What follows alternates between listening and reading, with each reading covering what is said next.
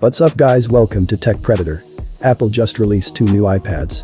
One of them, the basic 10th generation iPad, was rebuilt from the ground up.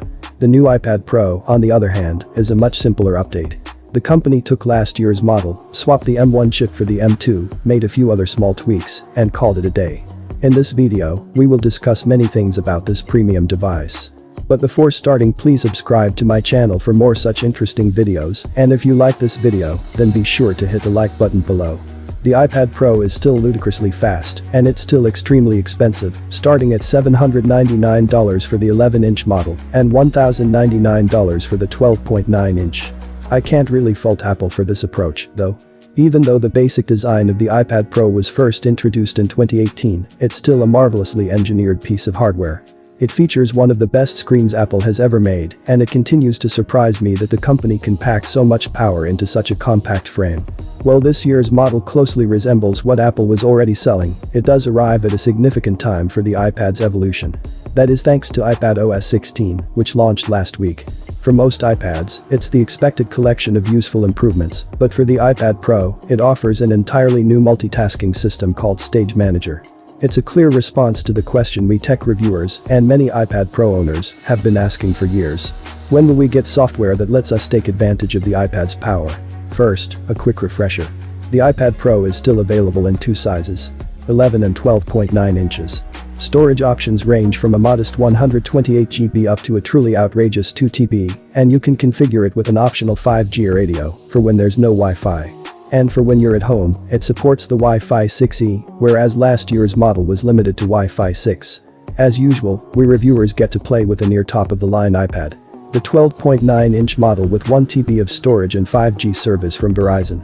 This iPad Pro costs a jaw-dropping $1,999, and that's before you add on the $129 Apple Pencil and $349 Magic Keyboard. We're well into MacBook Pro or Mac Studio territory at this point. At least the iPad Pro still feels like a device worth that kind of money. Whether it is a different question. The fit and finish remains exceptional, and while the 1.5-pound weight makes it a bit more of a burden to hold compared to smaller and lighter iPad models, I'm still impressed at Apple's ability to cram such performance into a device that's so compact. There are other well-designed tablets on the market, but I still don't think anyone has caught up to the iPad Pro. The 11-inch model still has to make do with the same Liquid Retina LCD display it's had for a few years now, but the 12.9-inch version has the Liquid Retina XDR panel that was first introduced on the M1 iPad Pro in May of 2021. This screen uses mini LED backlighting to offer 2,596 local dimming zones to offer a wide dynamic range and a 1:1 contrast ratio. It also has up to 1000 nits of full screen brightness and 1600 nits peak brightness when playing back HDR content, which can really make movies pop. There's nothing new about the screen this year, but it's worth highlighting just how good it is. Both iPad Pro models also have the 120Hz ProMotion refresh rate, support for the P3 wide color gamut, a screen that's fully laminated to the front glass, and an anti-reflective coating. Just like last year, the iPad Pro has an ultra-wide 12-megapixel front-facing camera that supports Face ID authentication. This wide-angle camera supports Center Stage, which crops and zooms around your face to keep you in the middle of the frame on a video call.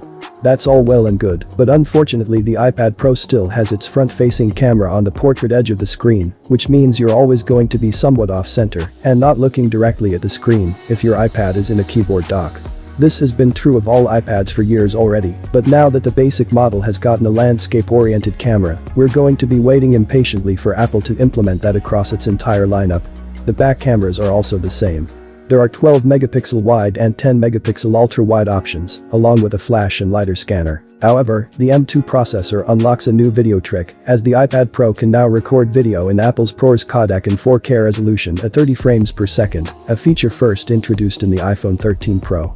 This is admittedly something of a niche feature, but it shows off the M2's improvements over its predecessor. From an accessory standpoint, the iPad Pro uses the same second-generation Apple Pencil and Magic Keyboard that have been available since 2018 and 2020, respectively.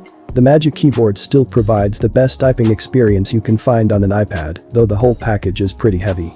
It's also crazy expensive, as I already mentioned. And now that the basic iPad's new Magic Keyboard Folio offers a row of function keys and a slightly bigger trackpad, I'm really missing those features here. But if you make your living with words, as I do, it's still an essential tool. The Apple Pencil remains a tool that I'm not particularly great at evaluating because I am sorely lacking in visual art skills. I sure wish I could sit down and sketch and doodle and make the wonderful creations I've seen others do, but that's not happening. If you're a visual artist, chances are you already know how well the pencil works, though. The M2 on the new iPad Pro also enabled a new trick called hover. If the pencil is within 12mm of the screen, icons and interface elements can react to it. The most simple example is how app icons increase in size when you hover the pencil over, showing you what you're about to tap on. This works system-wide, at least in Apple apps. Third-party developers will have to build hover features into their apps, but it should be a nice new tool in the pencil's arsenal. One place I was able to demo it was in the Notes app. When using the new watercolor brush, you can hover the pencil over the screen to see how the color will react with other elements you've already drawn. I found another cool hover implementation in the excellent image editing app Pixelmator Photo. Hovering and moving the pencil across a strip of different filters at the bottom of the app automatically applies them as a preview. It's wickedly fast and a fun way to see what your picture will look like. That said, it's something you could already do with a trackpad and pointer. So far, a lot of hover actions I've seen are straight up clones of what you can do when hovering over an interface element with a trackpad. I'm looking forward to seeing what developers come up with going forward, though. There's no question that the new iPad Pro is better than its predecessor. It's the same price and comes with a more powerful chip as well as a few additional features.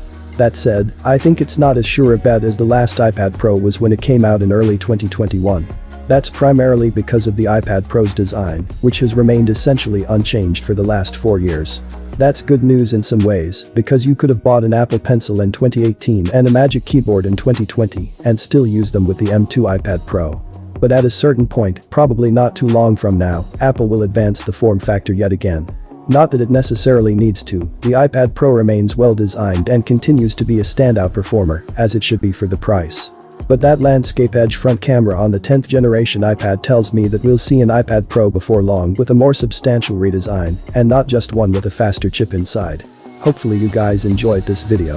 Please like this video and subscribe to my channel for more. Thanks for watching and goodbye.